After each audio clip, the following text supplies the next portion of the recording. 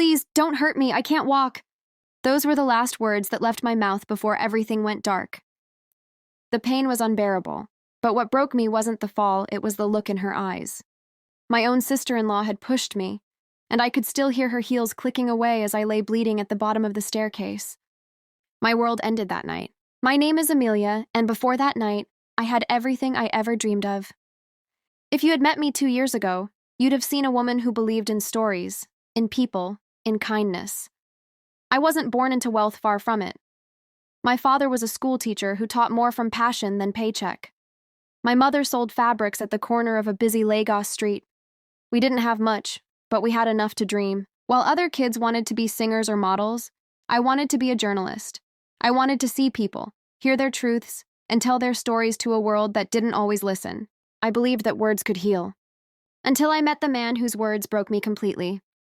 It started on a Monday morning that felt too ordinary to change my life. The editor at Metropolitan Magazine, where I worked, called me into her glass office. She had that smirk that usually meant trouble. "Amelia," she said, tapping her pen against the desk, "I'm giving you the biggest story of your career." I blinked. "Who is it?"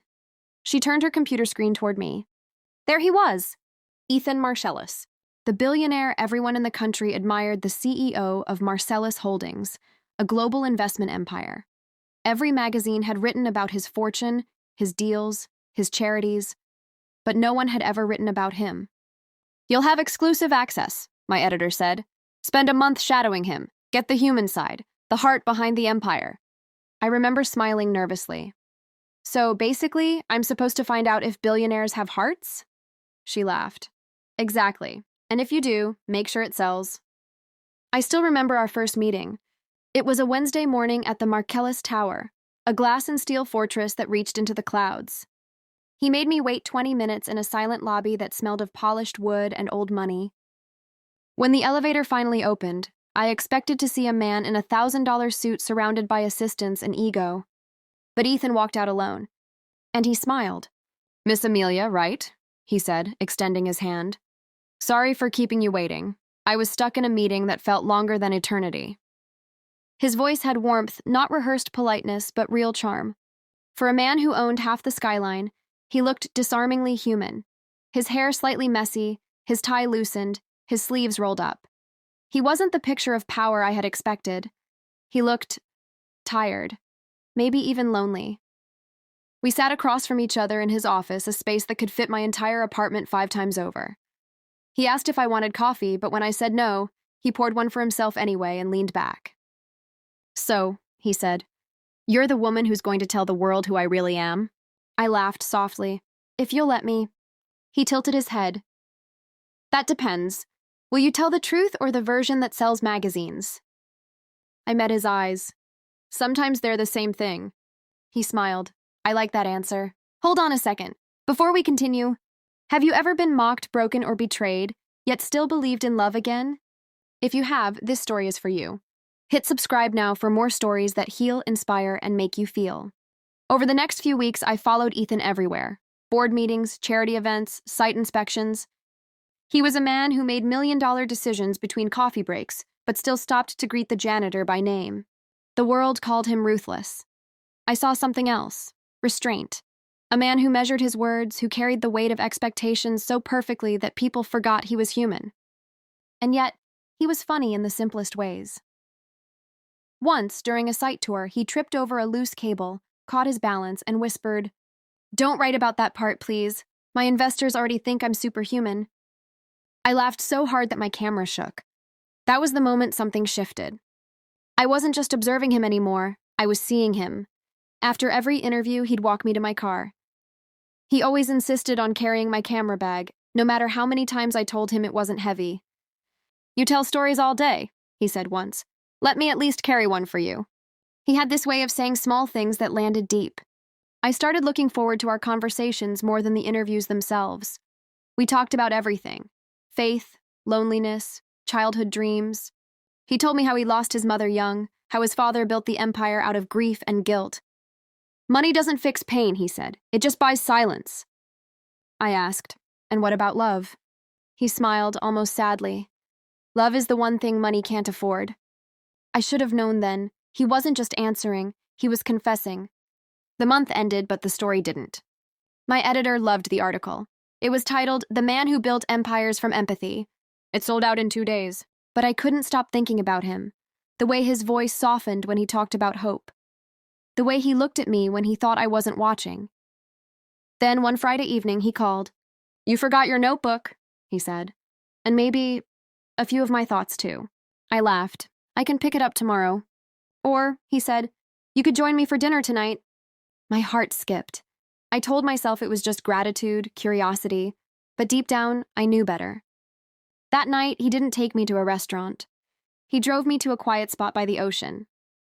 There was a picnic blanket, candles flickering in the wind, and 2 cups of coffee. He looked nothing like the billionaire on magazine covers. Just a man who'd been alone too long. "You make me feel like I'm not being watched," he said. "Like I can breathe again." I told him, "Then maybe that's the story the world never sees." He looked at me and something unspoken passed between us, something that felt dangerous, beautiful, inevitable. Days became weeks, weeks blurred into something deeper. He started visiting my apartment, simple, small, full of books and mismatched mugs. He loved that. He once said, "Ethan's family never accepted me, not truly." His mother smiled only when cameras were around, the kind of polished smile that photographs well but dies the second the flash fades. And his sister, Lucinda, she didn't even bother with the performance. She wore her hatred like perfume heavy, unavoidable. I still remember one of our first encounters. It was at a charity gala, weeks after Ethan and I had announced our engagement. Everyone was sipping champagne, talking about saving the world in designer gowns. I was standing by the balcony when she came up behind me, her heels clicking like a countdown. "A journalist?" she scoffed, swirling her drink. "You wrote stories about people like us? Now you think you belong among us?" I smiled politely, told myself to ignore it. I'd grown up in tougher neighborhoods. I'd faced harder questions. But her eyes didn't just question me. They tried to erase me. I told myself she'd come around eventually, that love would soften her. That Ethan's love for me would be enough to build a bridge between their world and mine. Love made me blind, and blindness made me easy prey. The months that followed were a blur of glitter and knives. In public, we were the golden couple, our wedding splashed across every magazine, our smiles so radiant you could almost believe the fairy tale. But behind closed doors, the air grew heavier. His mother's glances became colder. Lucinda's comments sharper, dressed as jokes but aimed like arrows. Ethan tried to shield me. He would squeeze my hand under the dinner table, give me a small smile when his family's words landed too close. "They'll get used to you," he'd whisper at night. "They're just protective." I wanted to believe him. I wanted to be strong. But every time I walked into one of their gatherings, I felt the invisible line, us and her. That night, the night everything changed, was supposed to be perfect. We were hosting a dinner for Ethan's investors at the mansion. It was a celebration of his company's biggest acquisition yet. The guest list was a who's who of power brokers, bankers, and old family friends. The house glowed like a palace, chandeliers dripping light onto polished marble floors. Staff moved like clockwork. Laughter and compliments filled the air, soft, artificial, practiced. I wore a dress Ethan had chosen for me, a silk gown the color of midnight. He'd whispered before the guests arrived, "You're the most beautiful woman in this room." His words were a small anchor in the sea of faces that looked at me and saw only a story they didn't approve of. Halfway through the evening, Ethan's phone buzzed. He excused himself to take a call, placing a quick kiss on my cheek. "I'll be back in a moment," he said softly. I watched him disappear down the hall.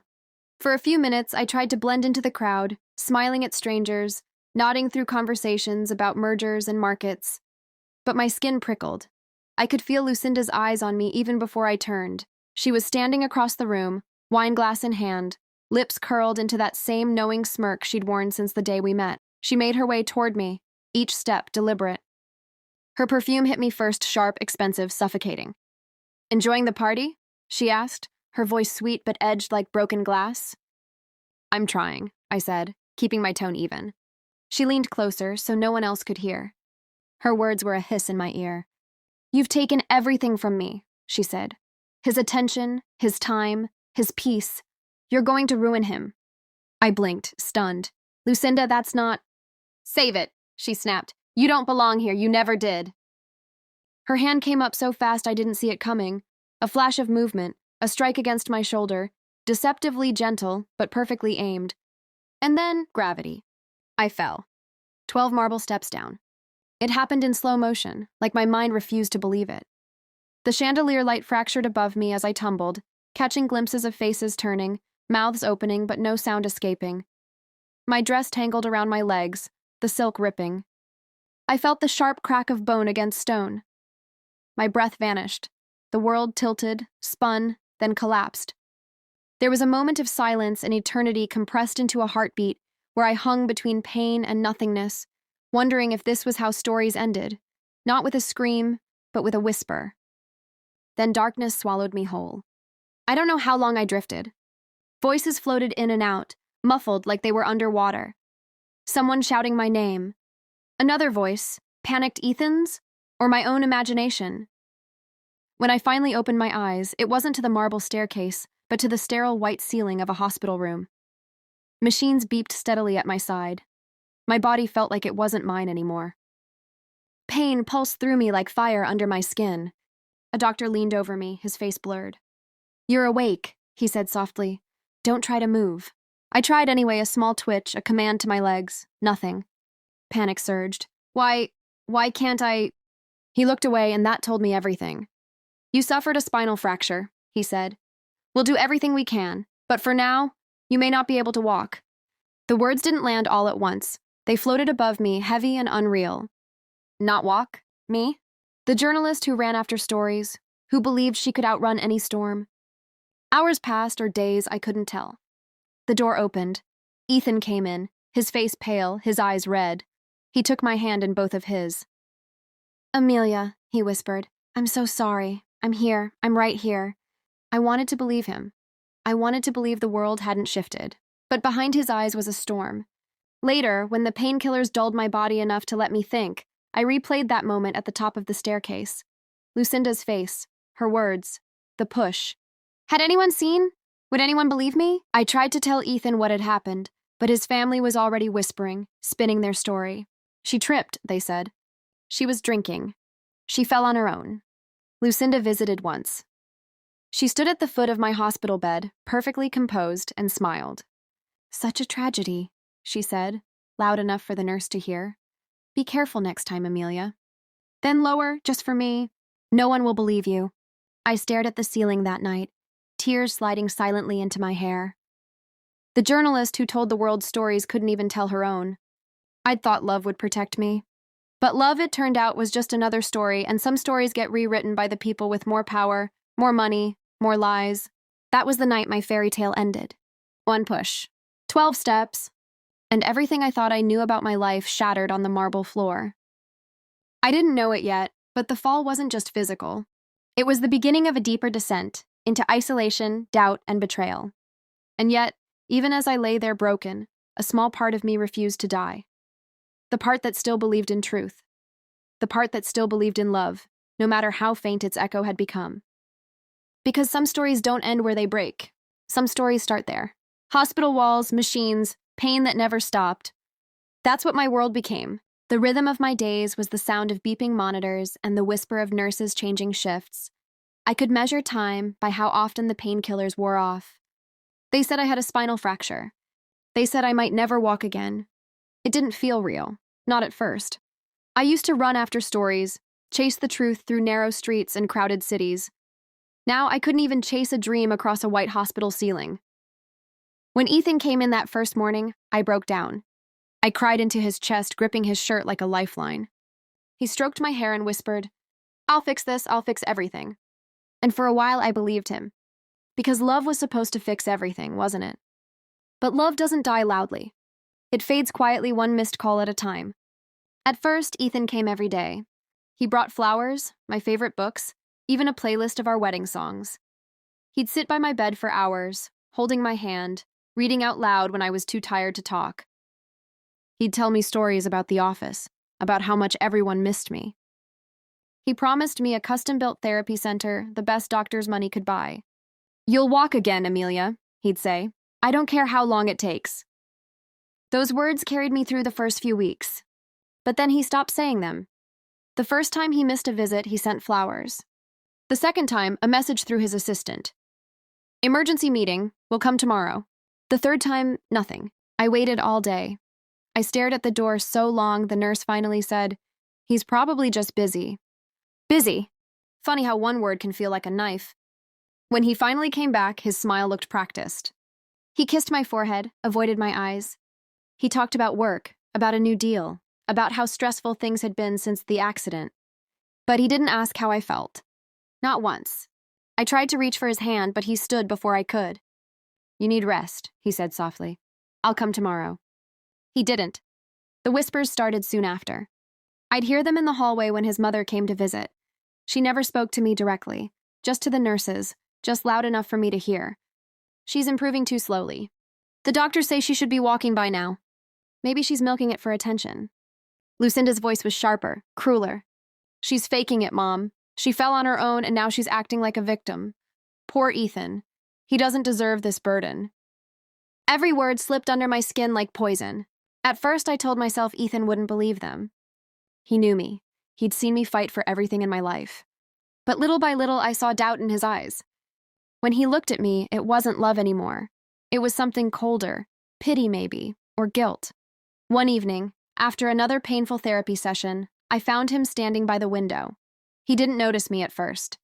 He was on the phone, voice low. "She's not improving," he said. "I don't know how long I can do this." I froze. My breath caught in my throat. He turned and saw me. For a moment his expression cracked, but then he smiled that same rehearsed smile. "You shouldn't be out of bed," he said gently. "Let's get you back in." But I couldn't move, not because of my legs, but because of his words. How long I can do this. Love had turned into a task, a timeline, a sentence. The nurses tried to comfort me. They said men don't always know how to handle pain, that sometimes love hides behind silence. But silence hurts louder than words ever could. Nights were the worst. I'd stare at the moon through the window, wondering if he was thinking of me, or if he'd already learned how not to. My hands would tremble as I scrolled through old photos on my phone, the laughter, the stolen kisses, the life that used to be mine. Some nights I'd draft messages I never sent. "I miss you. Please don't give up on me. I still believe in us." I'd delete them before dawn. Then one morning, the nurse wheeled me to the hospital garden for fresh air. It was early soft light, dew on the roses, the world pretending to be kind. And that's when I saw them. Ethan, Lucinda, standing together by the fountain. He was listening to her, head down. She was speaking softly, touching his arm, her eyes full of fake concern. When she noticed me, she smiled, a slow, deliberate curve of victory. Ethan turned, our eyes met. For a split second, I saw something flicker in him, guilt, shame, maybe love, but he didn't move toward me. He just whispered something to Lucinda, then walked away. Lucinda followed, her heels clicking on the path like a metronome counting down my heartbreak. That night, I broke. Not my spine, my spirit. I screamed into my pillow, sobbing until my throat went raw. I wanted to disappear, to stop existing in this half-life where love used to live. Why didn't he fight for me? Why didn't he see that I was already fighting every single day just to breathe, just to stay alive, just to move one finger at a time in a body that had become a prison? The pain wasn't just physical anymore, it was emotional paralysis, the kind that steals your will to hope. Weeks blurred into months. Ethan's visits became scheduled events. Brief, polite, timed like meetings. He'd come in, sit for 10 minutes, talk about business, then leave. Sometimes he brought Lucinda with him. She'd stand near the door, pretending to check her phone, her smirk hidden behind fake sympathy. "You're looking better," she'd say. "Hopefully soon you'll be back on your feet, and Ethan can get back to normal too." Back to normal, as if my pain was just a detour in his perfect life. The doctor suggested I start writing again, therapy for the mind, if not the body. So I began keeping a journal. Not for anyone else, just for me. Every night I wrote letters to the man I'd married. Letters he would never read. "Ethan, I still remember the night you proposed. You said I was your miracle. Do you remember that? Now I wonder if miracles expire." Sometimes I'd write about the accident. Every frame, every sound, every second of the fall. I'd ask myself over and over, did he ever doubt his sister? Did he ever look at the security footage? Did he even want to? The more I wrote, the clearer it became. Love wasn't the only thing fading. So was trust. Then one morning, the head nurse handed me an envelope. Elegant, heavy, Ethan's handwriting. My hands shook as I opened it. It wasn't a love letter. It was a transfer form. Ethan had arranged for me to be moved to a private rehabilitation center out of the city, away from the mansion, away from him. He called it the best care money can buy. But I knew what it really was. Exile, disguised as compassion. That night, I called him. My hands trembled as I waited for him to pick up. "Why, Ethan?" I asked, voice cracking. "Why send me away?" He sighed, and for a second, I heard the man I used to love. "You need peace, Amelia," he said. "You need to focus on healing, and I have too much going on right now. This is for both of us." "Both of us?" I whispered. "Or just you?" Silence. Then the call ended. The next morning, I watched from the ambulance window as the city faded. Every building felt like a chapter closing. I should have felt angry. Instead, I felt hollow. The love that once filled rooms now barely echoed in my chest. And yet, somewhere deep inside, the faintest spark refused to die. Because love, real love, doesn't disappear. It hides. It waits. And I promised myself, as the car turned down the long road to the rehabilitation center, that I would not be erased. Not by Lucinda. Not by whispers. Not even by fate. Weeks passed at the new facility. The doctors were kind. The air smelled like rain and antiseptic. Every morning, I stared at my reflection in the therapy mirror. My legs looked normal, beautiful, useless things that no longer obeyed me. But the woman in the mirror was changing. Her eyes were sharper now. Her sadness was turning into something else, something stronger. Pain had a way of burning away weakness, leaving only truth. I began pushing harder in therapy. Every session felt like a war between my body and my will. I'd fall, cry, scream, start again. Each inch I gained was a victory no one could take from me. And one night, as I sat by the window writing, I realized something that stopped my heart. Love hadn't left me. It was just waiting for me to find myself again first. They said I might never walk. But they didn't say I couldn't stand for myself. And maybe, just maybe, that's where my real healing began. Because sometimes the person who saves you is the one who finally decides to stop waiting to be saved. One night, Lucinda came again. The corridors of the rehabilitation center were silent. Too silent. Even the machines seemed to hold their breath. I smelled her before I saw her. That perfume, sharp, expensive, unforgettable, it burned my lungs like smoke from a fire I thought I'd escaped. The door creaked open. She didn't knock. She never did. Her silhouette filled the doorway, backlit by the dim hallway light. "Perfect hair, perfect heels, perfect malice. He doesn't love you anymore," she said softly, almost kindly. For a second, I thought I'd imagined it. But then she stepped closer, the light catching the cold glint in her eyes. "You're just a burden now." The words hit harder than her hand ever had. I turned away, staring at the pale wall, trying to control my breathing. My body ached from therapy, but nothing hurt more than her voice. "You think he still dreams about you?" she asked, circling the bed like a vulture. "He doesn't. He barely says your name anymore. He's moving on." My throat tightened. "You're lying," I whispered. Lucinda chuckled. It wasn't a laugh, it was satisfaction in sound form. "Oh, sweet Amelia, still so naive." She leaned close, her perfume wrapping around me like poison. "He's tired of pretending. You're a chapter he's already closed." Tears slipped down my face before I could stop them. I hated that she saw them. I hated that she enjoyed seeing them. "Please," I whispered, voice trembling. "Don't hurt me. I can't walk." Lucinda's smile widened. "Oh, I wouldn't dream of it," she said softly, almost singing. Then she reached for the light switch and turned it off. Darkness swallowed the room. Her heels clicked once, twice, and then silence. Or maybe she was still there, I couldn't tell. My heart pounded in my ears. I couldn't move, couldn't scream. I just lay there, eyes wide, staring into the nothing, every nerve in my body remembering the last time she'd stood this close to me. That night, I almost gave up. When morning came, I was still awake. The nurse found me trembling, staring at the ceiling, unable to speak. They gave me medication, told me to rest. But how do you rest when fear becomes part of your bloodstream? Lucinda's words looped in my head like a cursed lullaby. "He doesn't love you anymore." You're just a burden." I didn't want to believe her. I wanted to remember the man who carried my camera bag, who laughed at my bad jokes, who kissed my forehead like it was his prayer. But the silence on my phone was deafening. The absence of him was louder than any lie she could tell. Days passed. The nurses noticed the change. I stopped trying in therapy. I stopped eating, stopped writing. Each time they tried to encourage me, I'd just smile weakly. "Maybe this is my story," I told them. "Maybe it ends here." But that night, something changed. It was past midnight. Rain tapped softly against the window. The world felt smaller, quieter, like it was waiting for me to decide something. And then, somewhere deep inside, I heard a voice. Not from outside, from within. "This is not how your story ends." It wasn't loud, it was steady, fierce. It was the voice I'd buried under all the pain, the journalist, the fighter, the woman who had once built her life out of nothing. I froze, because for the first time in months, I realized that as broken as my body was, my spirit still lived. That night, I didn't sleep. I reached for the small notebook by my bed, the one I'd abandoned. My hands shook as I opened it to a blank page. And I began to write. Not about love, not about Ethan. About me. I am still here.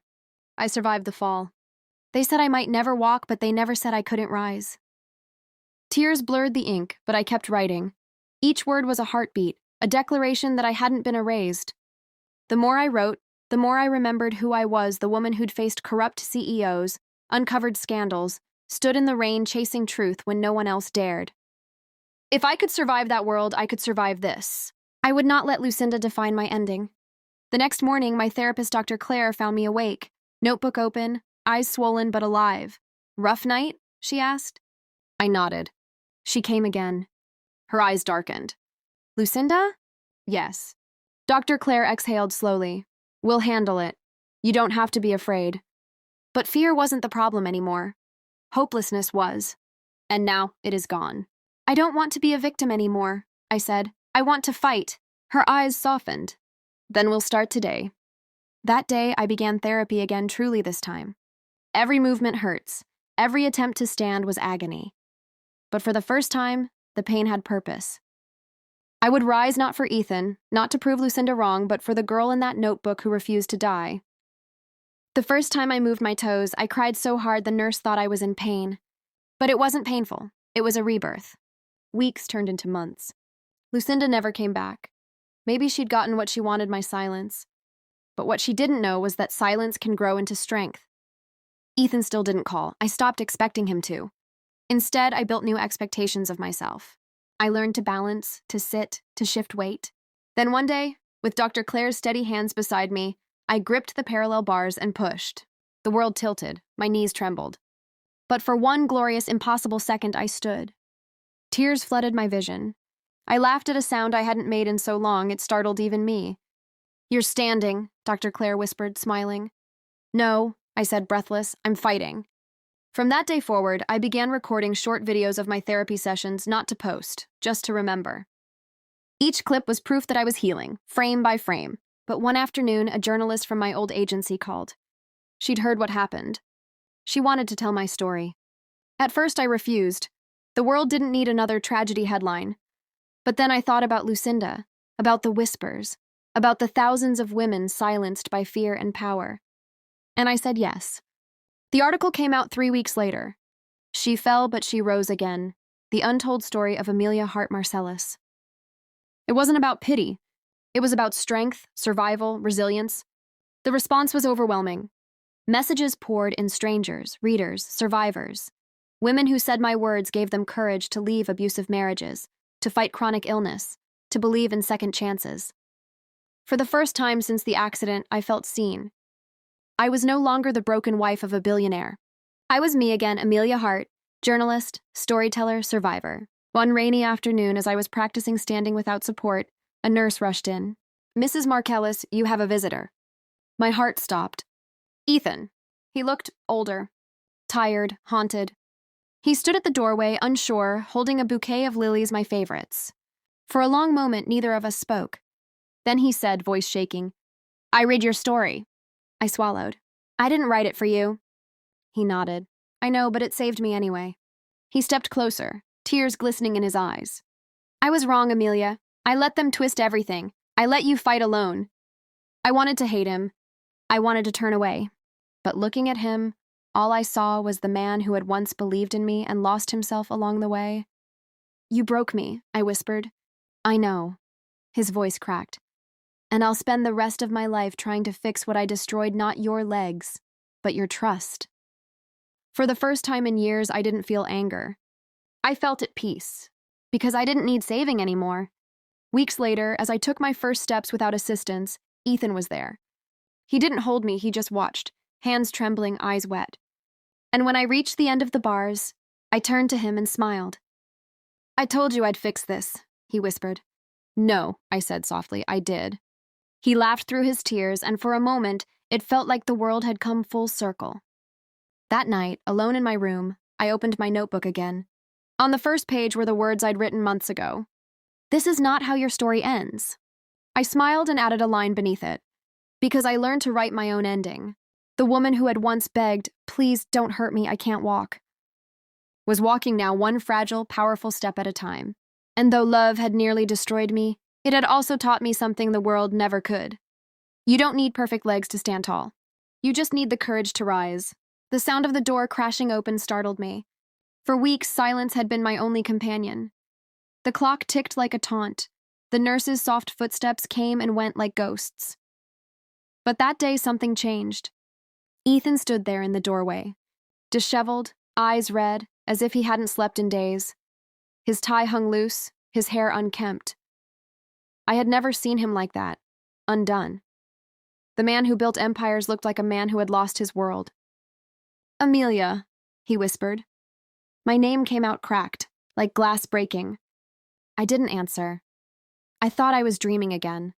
Another cruel illusion my mind played to make me believe he still cared. But he stepped closer. I know everything, he said, breathless. Lucinda confessed.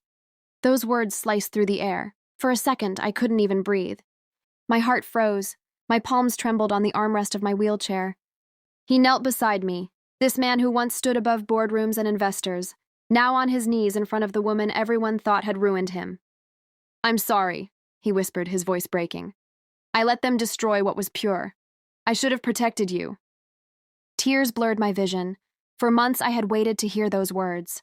Not for revenge, no, for closure, for truth. But what he said next was something I never expected. He looked up at me, and his next sentence shattered everything I thought I knew about sacrifice. I'm leaving it all behind, he said. The company, the house, my family, everything. None of it matters without you. I blinked, unable to comprehend. Ethan, what are you saying? He smiled weakly. I sold the company, yesterday. The Marcellus Empire is no longer mine. We're leaving tonight. My mind spun. You sold it? For me? He nodded. They said I was insane. Maybe I am. But I've built enough empires. Now I want to rebuild us. And then, for the first time since my accident, he wrapped his arms around me, not carefully, not out of pity, but like he was holding something sacred. And that's when I broke. All the anger, the fear, the sleepless nights they poured out of me. I clung to him and sobbed until my throat burned. He didn't say anything else. He didn't need to. His silence was enough. That night, we left the mansion that had become my prison. The nurses packed a few clothes, my medications, and a photograph I couldn't bear to leave behind, the one from our wedding day, when we thought love was invincible. We drove through the night, no destination, no plan, just escape. The city lights faded behind us like dying stars, and the hum of the car felt almost like a heartbeat. Where are we going? I asked softly. He glanced at me, eyes glistening under the dashboard lights. Somewhere no one can hurt you again. By dawn I saw it. The ocean. Endless, calm, and blue. The kind of blue that made you believe in second chances. Ethan stopped the car in front of a small white house on a cliff. The windows faced the sea, and the morning sun painted gold streaks on the horizon. This is home now, he said quietly.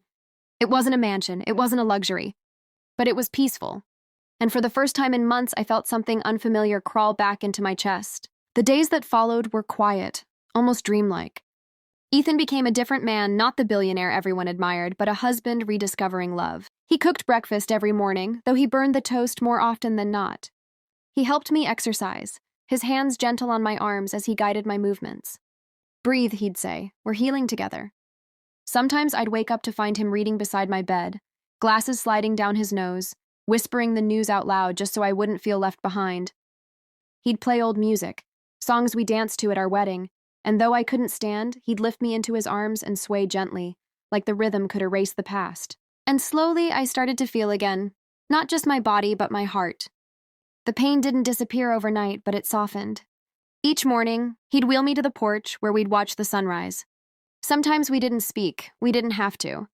The sound of waves filled the silence between us, stitching back everything that had torn apart. But healing isn't linear. There were nights I still woke up screaming, dreaming of those stares, of Lucinda's smirk, of falling, and each time Ethan was there, holding my hand until the tremors stopped. Once I asked him, "Do you ever regret it? Giving it all up for me?" He smiled, his thumb brushing my cheek. Empires crumble, love shouldn't. That night I cried again, but this time it was different. They weren't tears of pain. They were gratitude. Weeks turned into months. The doctor said I'd never walk again. But something about the ocean, about his presence, changed me. Every day I pushed myself, inch by inch, step by step. One afternoon, as the sea wind rushed through the window, Ethan walked into the room and froze. I was standing, shaking, gripping the edge of the table, but standing. His eyes widened. "Amelia?" I laughed through tears. "I told you. This isn't how my story ends." He ran to me, careful yet overwhelmed, and hugged me like a man finding his heartbeat again.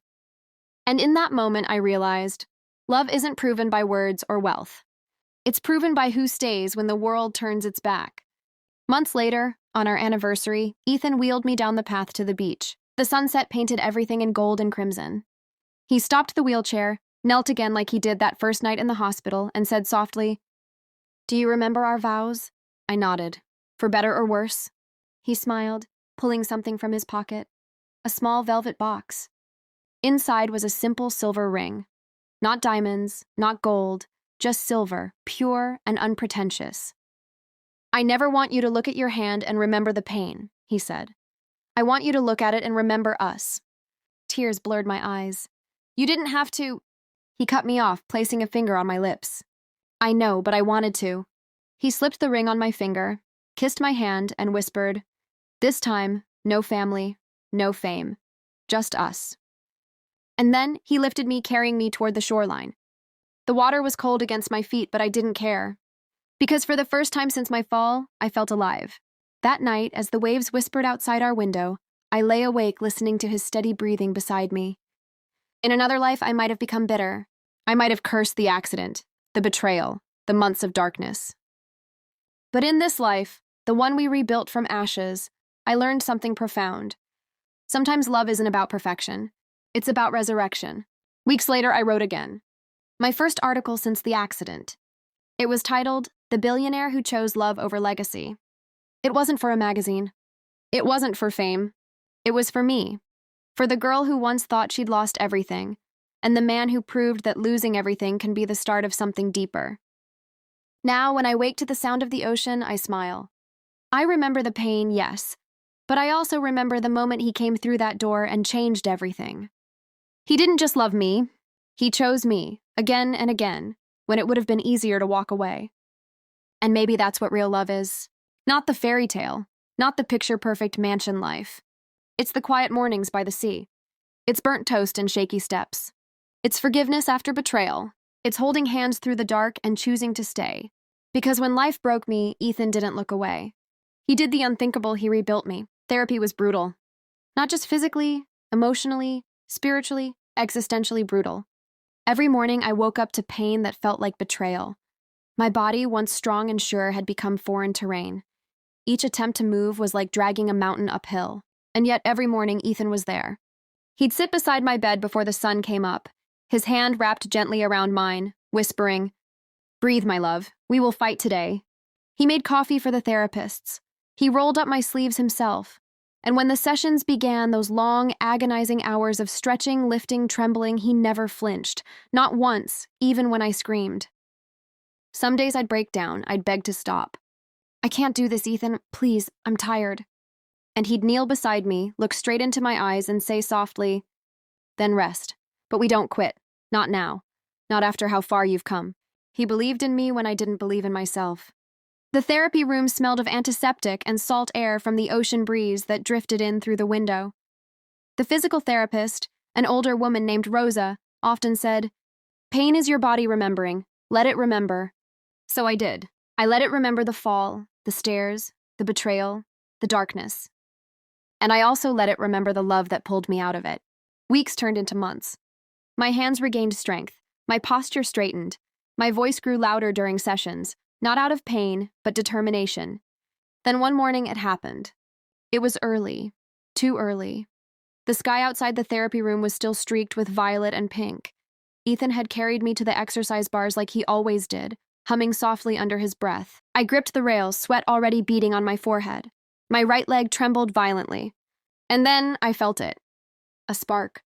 So small I almost missed it. But it was there, a faint twitch, life stirring where everyone said there'd be none. Rosa gasped. "Again, Amelia, try again." I did, and it happened again. A pulse, a movement. My right leg obeyed. I looked at Ethan, eyes wide with disbelief. He stood frozen, his lips parted in shock, hands trembling as if afraid to break the moment. Then, one more time I tried, and this time, it wasn't just a twitch. It was a step. Clumsy, shaky, imperfect, but real. Before I could collapse, Ethan ran to me and caught me in his arms. We both cried, loudly, shamelessly, like children rediscovering the world. "You did it," he whispered against my hair, voice cracking. "You walked back to me." That night, I didn't sleep. I lay awake, replaying that moment over and over, the sound of his voice, the way his tears had mingled with mine. It wasn't just a step. It was resurrection. Every nerve that had died inside me seemed to awaken again. Every piece of the woman I once was, the journalist, the fighter, the lover, came back to life. Ethan had been my miracle, but that night, I realized something else. I was my own miracle, too. The next morning, I woke up to the smell of pancakes. Ethan was in the kitchen, apron on, humming off-key. "You're up early," I said, rolling into the doorway with my chair.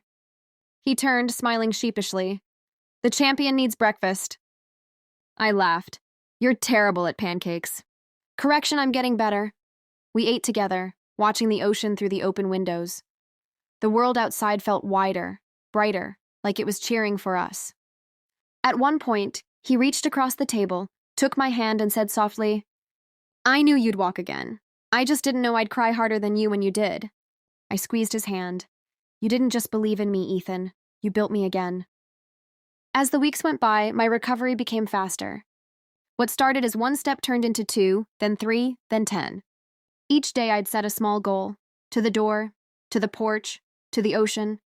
And every time I reached it, Ethan was there, cheering like I'd won a marathon. "Again," he'd shout.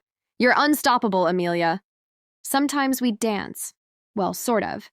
He'd play our wedding song, wrap his arms around me, and sway gently while I leaned on him. My feet might have been unsteady, but my heart had never felt so sure. But even in joy, life has a way of testing you. One afternoon, as we sat by the shore, my phone buzzed.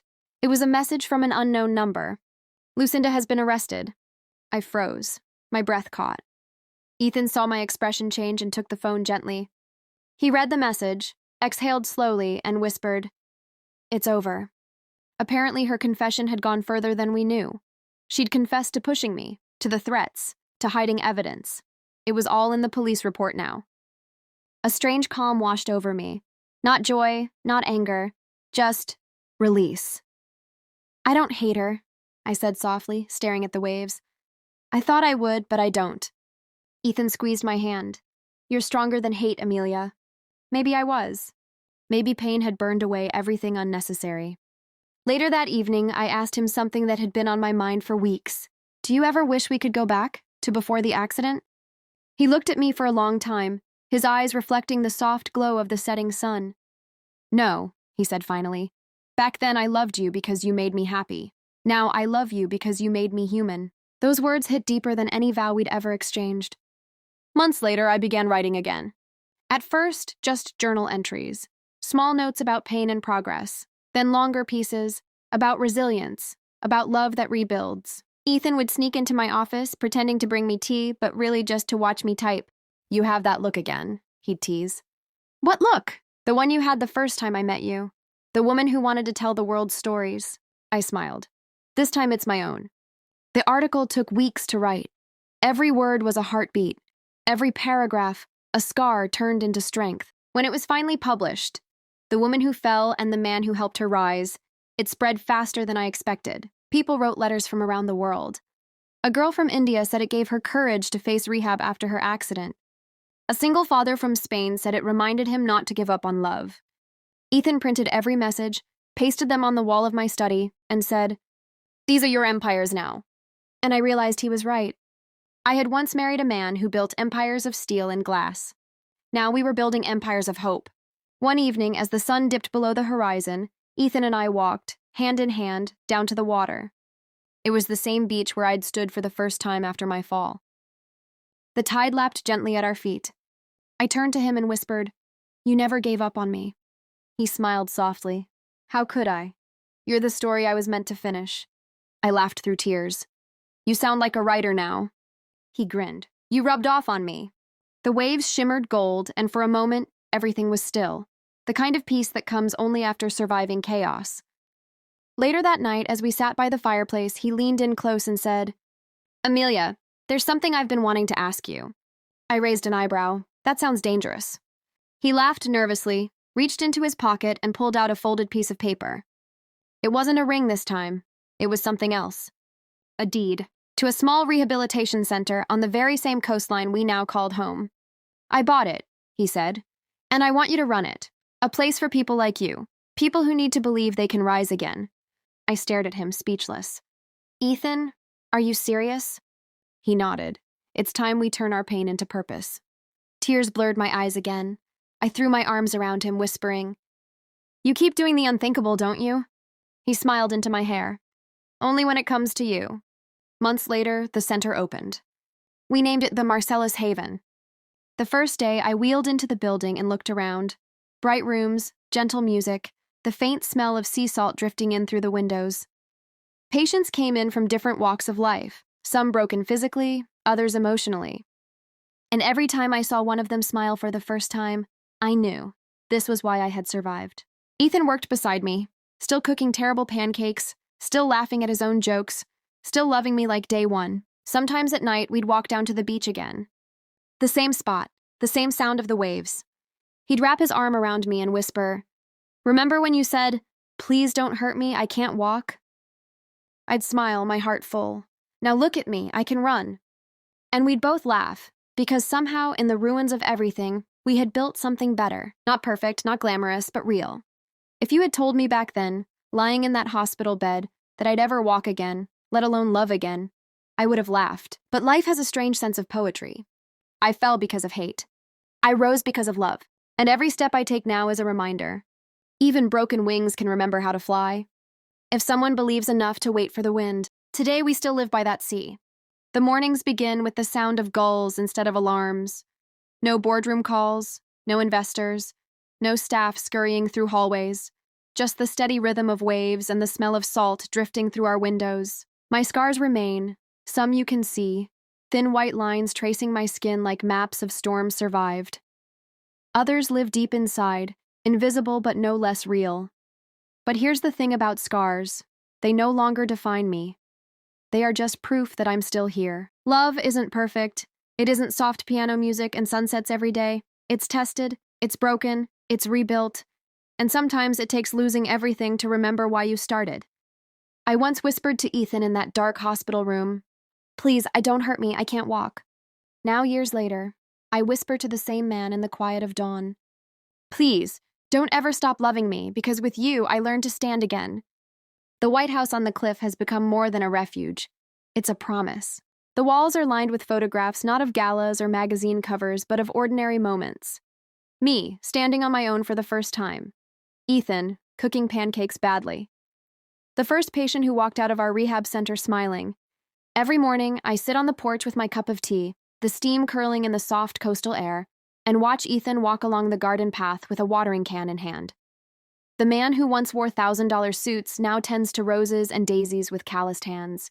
His hair is streaked with gray now, and there's a tenderness in his eyes that wasn't there before, a softness shaped by loss, guilt, and redemption. When he catches me staring, he lifts the can like a trophy and laughs.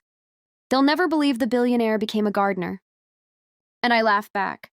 They'll never believe the broken girl learned to run again. Sometimes, on quiet evenings, we walk down the cliff path hand in hand. My steps are steady now, but he still holds my arm like he's afraid to let go. We reach the edge where the water meets the rocks, and he always says the same thing. This is where everything ended, and where it began again. And I know exactly what he means, because this house isn't just a place. It's proof that forgiveness can bloom in the ruins. After my article went viral, the world changed. People wrote from every continent. They wanted to donate, to visit, to tell their own stories. One woman wrote, "I'm paralyzed, but your story helped me pick up a pen and draw again." A father wrote, "I read your story to my daughter in the hospital. She smiled for the first time in months." Ethan would sit beside me every evening, reading the letters aloud. His voice would break sometimes, and I'd see the same man who once built skyscrapers and companies, now moved to tears by strangers whose lives he'd unknowingly touched. He looked at me one night, eyes glistening, and said, "These are your empires now." And just like that, the Marcellus Haven was born. What began as one small rehab center, built from our pain and healing, grew into something much larger, a network of sanctuaries across the country. Not hospitals, but havens. Places where broken bodies and broken hearts both had a chance to heal, where laughter returned before movement did, where no one was defined by what they'd lost, but celebrated for what they still had. Ethan oversaw the architecture, making sure each building felt like home windows open to sunlight, gardens blooming, waves audible from every corridor, and I became its director. The journalist who once only told stories now helped others rewrite their own. Every success, every recovery, every tear shed within those walls reminded me, sometimes the most powerful stories aren't written with words. They're lived one healed soul at a time. One quiet morning, as the sun spilled gold across the porch, a young filmmaker appeared at our door. She looked nervous, camera bag slung across her shoulder, eyes bright with conviction. She told me she'd read my article, seen the letters people shared online, and said softly, "People need to see this, not just read it, they need to feel it." Her name was Lila, and from the moment she stepped inside, she treated our home like sacred ground. For weeks, she lived with us, filming therapy sessions, ocean walks, moments of silence, and bursts of laughter that reminded us we were still alive. She didn't just film what we did, she filmed why we did it. The tremble in my voice when I spoke about the night of the fall.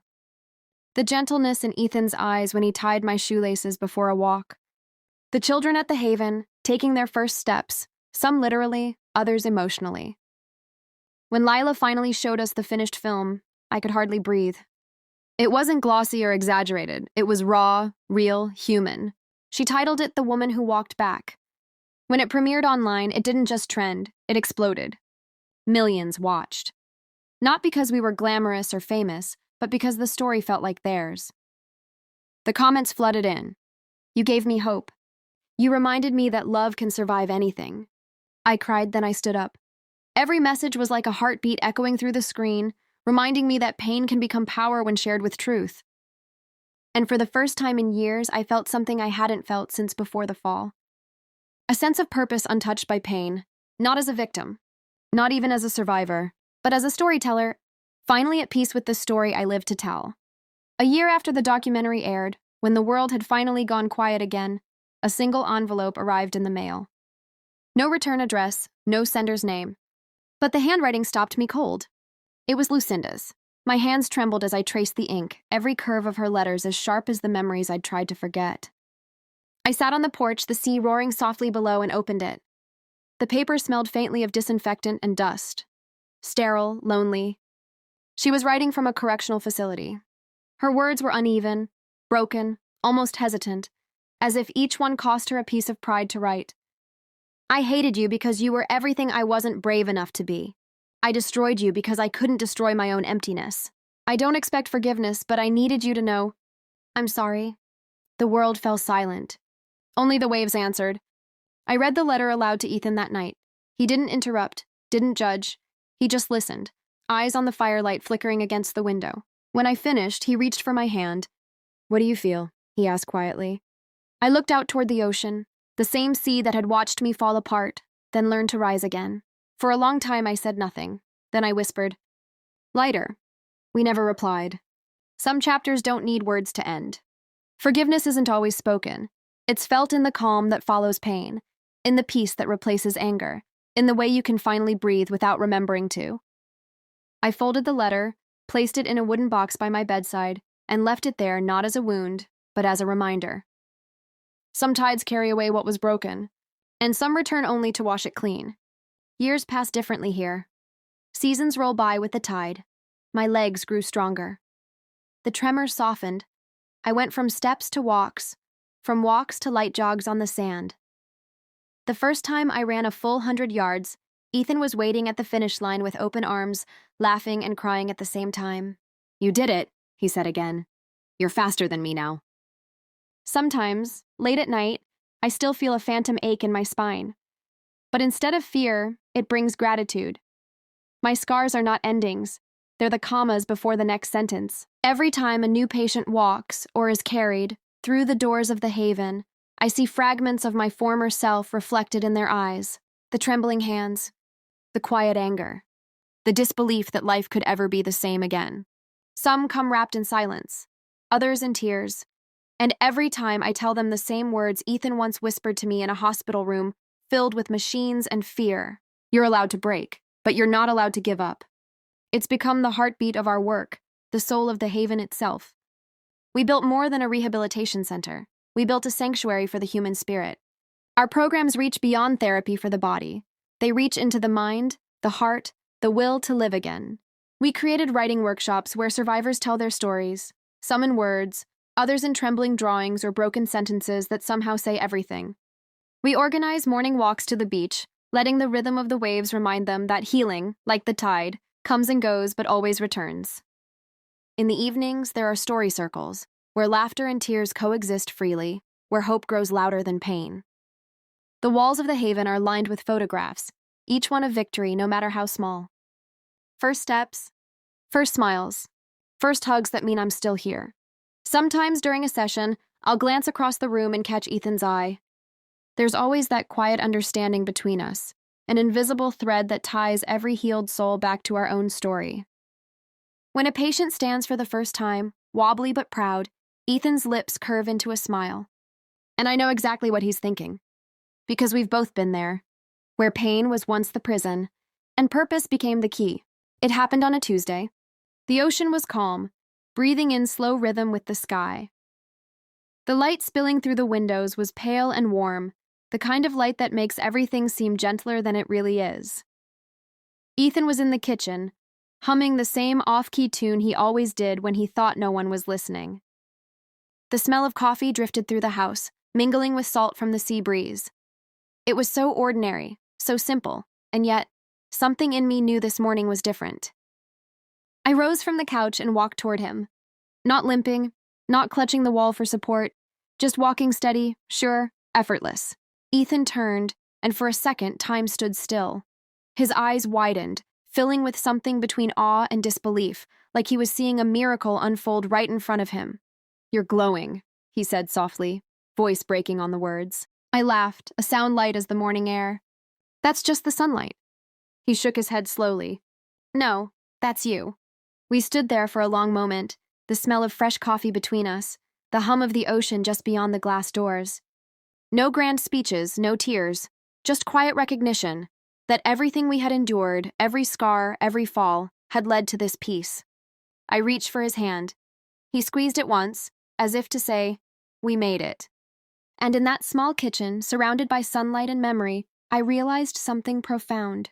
This simple, quiet morning was what survival truly looked like. Not a finish line, but a beginning.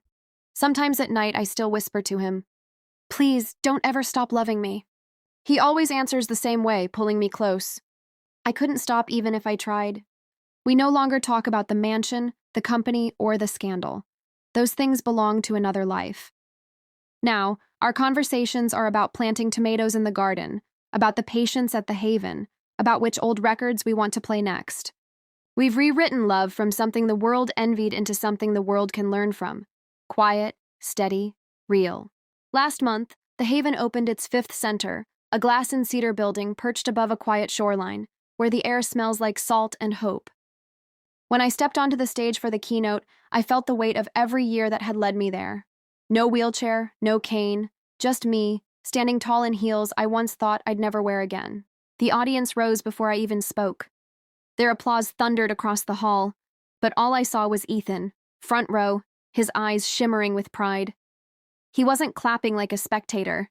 He was looking at me the way he did on our wedding day, like he'd witnessed a miracle. When the noise faded and I began to speak, my voice didn't tremble. I told them the truth, that healing isn't linear, that strength doesn't mean never breaking, and that sometimes love is the only medicine that works.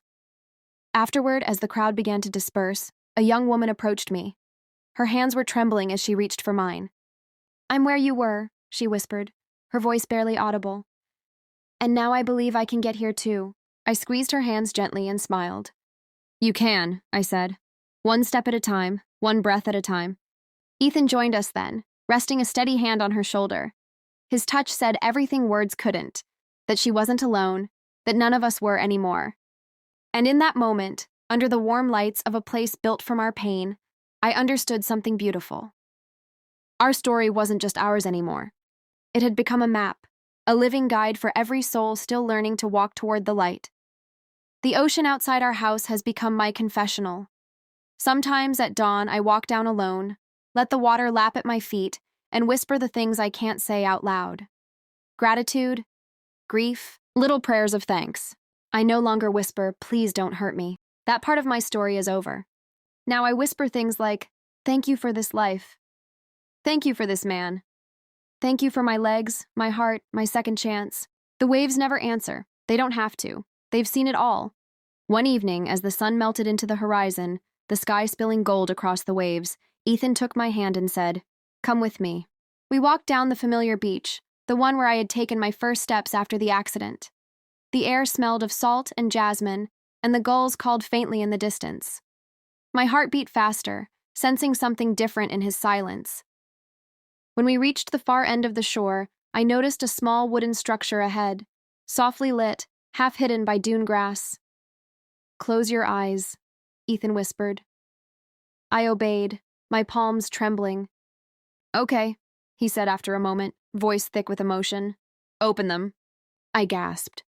Before me stood a small outdoor amphitheater, rows of smooth benches facing the ocean, a simple wooden stage framed by lanterns swaying in the breeze. On the stage was a hand-painted sign, "Stories by the Sea." I turned to him, my throat tight. "It's for you," he said softly. "A place for survivors to tell their stories at sunset, to remind the world that healing is a kind of art." My hand flew to my mouth as tears spilled freely. "Ethan." He stepped behind me, wrapping his arms around my waist. "You taught me that stories save people," he murmured against my ear. "Now, let's give those stories a home." The waves shimmered beneath the fading sun, and I turned to face him, my heart overflowing. "Please, don't ever stop loving me." He smiled that same gentle smile from years ago. "Not in this life, not in any." As the first group of survivors gathered, laughter and hope filled the air. The tide rolled in, the sky turned gold, and I finally understood. Our story was never about the fall. It was about what we built after. If this story touched your heart, don't just scroll away. Hit subscribe and turn on the notification bell so you never miss the next chapter of courage, healing, and second chances. Leave a comment below. Tell us which moment moved you the most. Your words might be the hope someone else needs today. And if you believe in turning pain into purpose, share this video with someone who needs to be reminded that love, forgiveness, and resilience can rebuild even the most broken stories. Because healing isn't the end, it's where new stories begin.